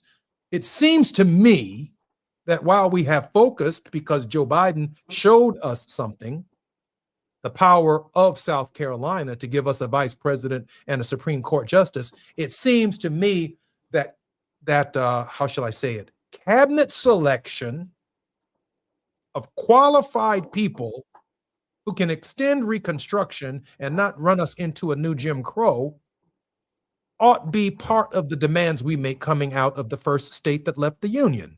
Now, I'd like to think that we're still maturing in this process, and we don't know the full extent of all of the hope that Jesse Jackson provided for us by moving that primary and Jim Clyburn being the whip of the Congress of the United States. But there's a lot in that state that state needs to understand that they control in the destiny of all 50 states. Well, so I'll frame it this way. What WHAT comes before who? WHO. When I was in grade school, we learned how to alphabetize words. And so A comes before B. We know that. When the letters are the same, you move to the next letter to figure out which word comes first. What in the dictionary and in politics comes before who? See, we got to have a substantive what conversation. Simply giving me somebody for appearances. Say that.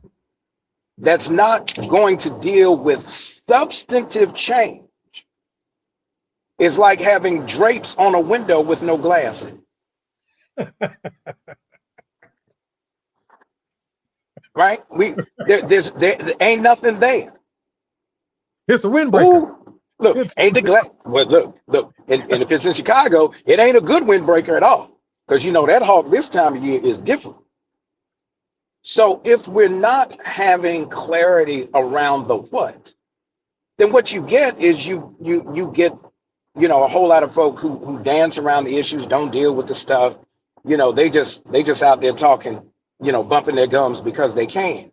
Our producer says, don't forget the when, the where, the who, the why, and the how. All of it, right? So when we are looking at identifying candidates, our selection of candidates has to be informed by, and I would even argue determined by, the policy agenda. Who has the requisite skill set to deliver the demands that have already been identified on behalf of the president, because cabinet secretaries are basically the subject matter experts and policy heads for the president's agenda. So the issue. I got to go to break right here. I'm Jesse Jackson Jr. on KBLA Talk 1580. More with Dr. S. Todd Urey. We're going to pick up on this point when we come forward on the J Lunch Club on KBLA Talk 1580. While you're stuck in traffic, we can at least bring you up to speed on the news of the day. You're listening to Jesse Jackson Jr. only on KBLA Talk 1580.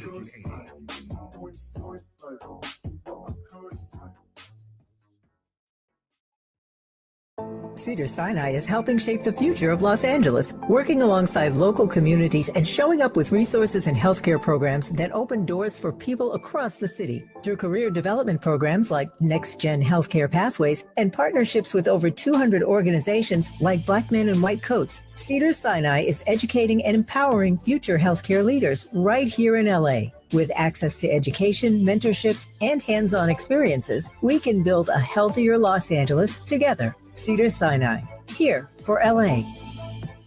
If you're an adult in need of an accredited high school diploma, the Los Angeles Public Library can help. You could earn one for free in as few as 5 months, online with 24/7 access. You also get a personal academic coach, plus special training focused on 9 in-demand industries, as well as a resume and cover letter to advance your career. Visit the website at lapl.org/diploma. That's lapl.org/diploma. We ask seniors how to prevent Medicare scams. My best advice, if you get a phone call, do not talk to the person. These people are well-trained. Don't talk to them.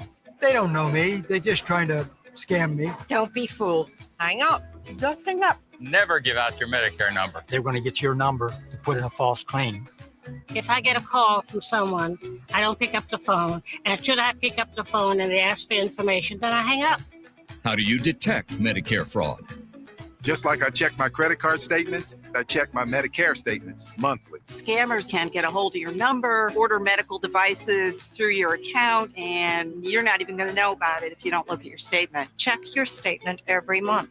If you get your statement and you see something that you know you did not have done, you report it. Call your senior Medicare Patrol. To report Medicare fraud, call the Senior Medicare Patrol at 855-613-7080. At Lowe's, before the holidays is the perfect time for upgrades and upkeep. During Black Friday, get up to 50% off select major appliances and buy more to save more with up to an additional 25% off when you bundle select major appliances. Plus, grab select DeWalt 20-volt max drill or impact driver kits for just $99. Lowe's, we help, you save. Valid through 12/3. Selection varies by location. While supplies last. See Lowe's.com for more details. Now back to more of Jesse Jackson Jr. on KBLA Talk 1580.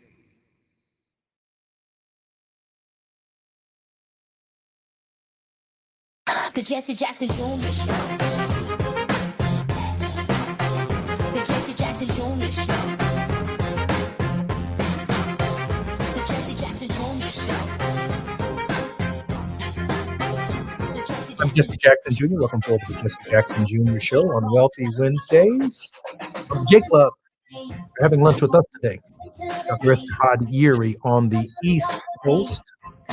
That's where he is today. But on the West Coast, it's lunchtime. On the East Coast, it's almost the supper club. Hey, Dr. Yeary, welcome forward to the Jesse Jackson Jr. Show. You were making a point just before we came forward. Please continue. I think Dr. Yeary's muted. Okay.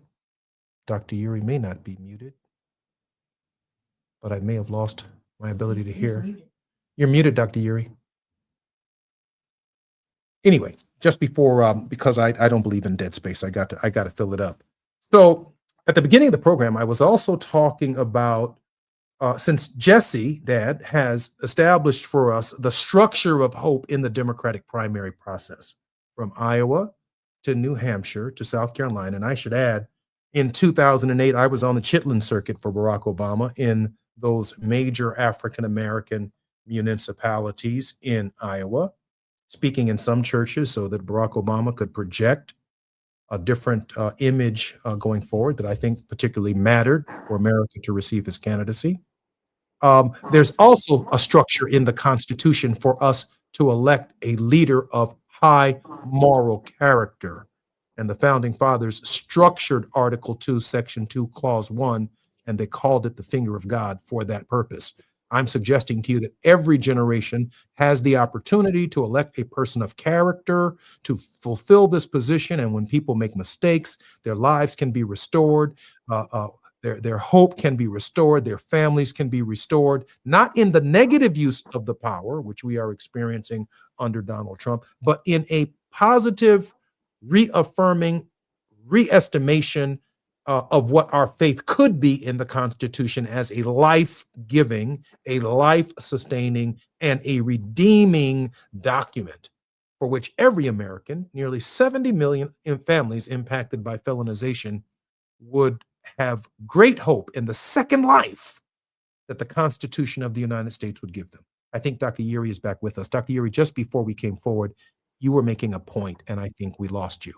Welcome forward. Well, I was chatting, and we got all caught up and excited about this discourse around how do we get ready for the next phase of political engagement, right? Because this is an ongoing process. Yes. Every year, laws are going to be passed. Public dollars are going to be spent. People are going to have their needs met. Others are going to have their needs overlooked or dismissed.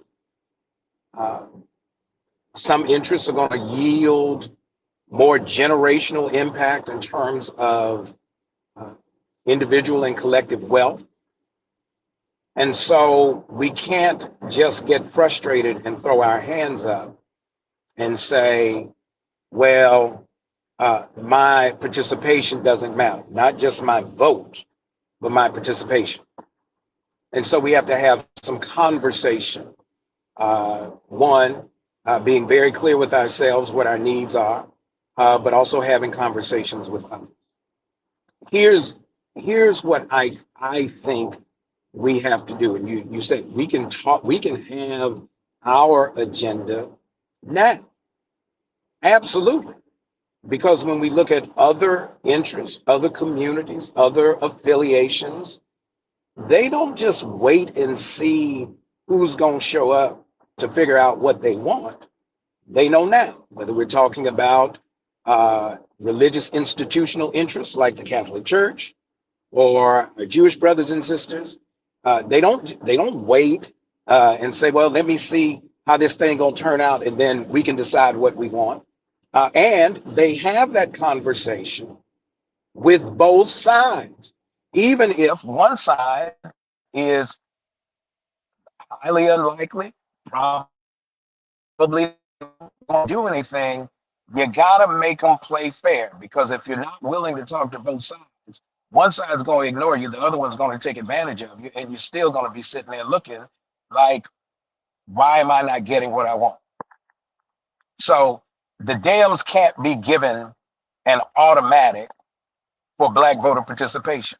They ought to be given an opportunity to engage Black folk around the agenda. And if you can embrace the agenda, we can embrace your candidacy.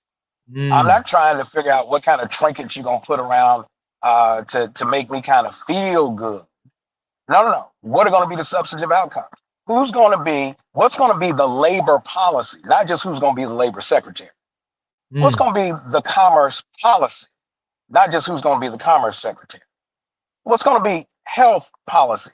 Not just secretary of HHS and the surgeon general, right? We've got to get to what are we talking about?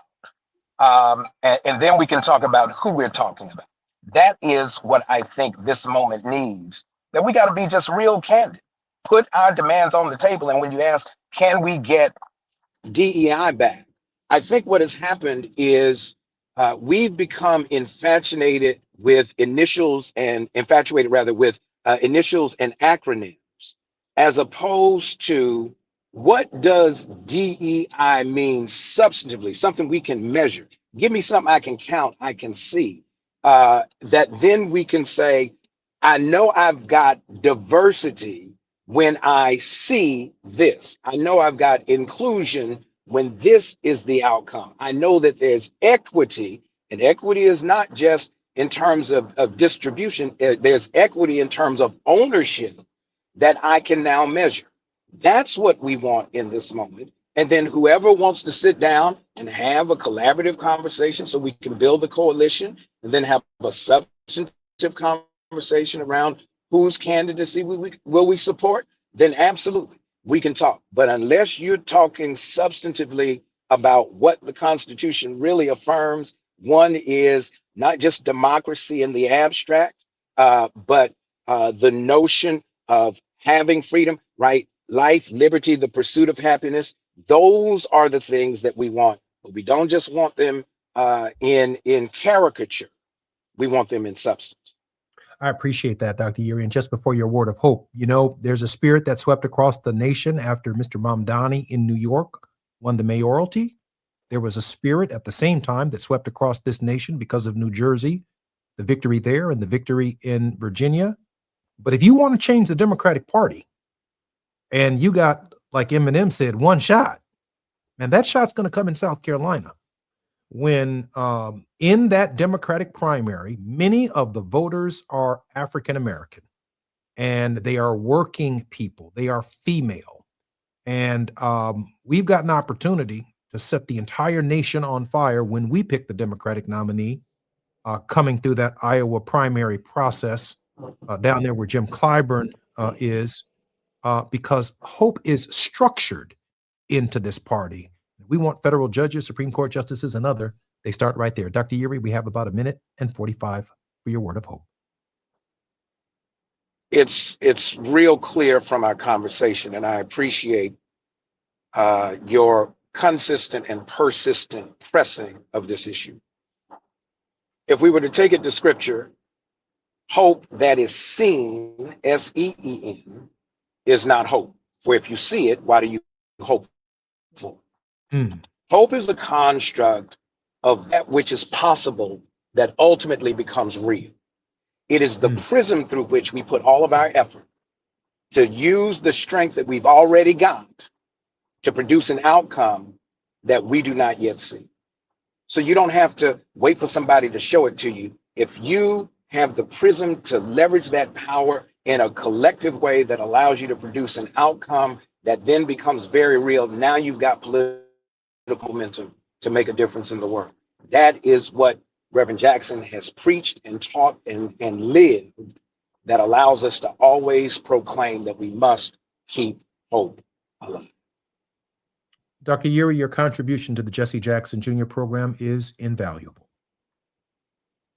Always good to be with you, my brother. It's a great time, even when I'm coming back from a courthouse out in these streets.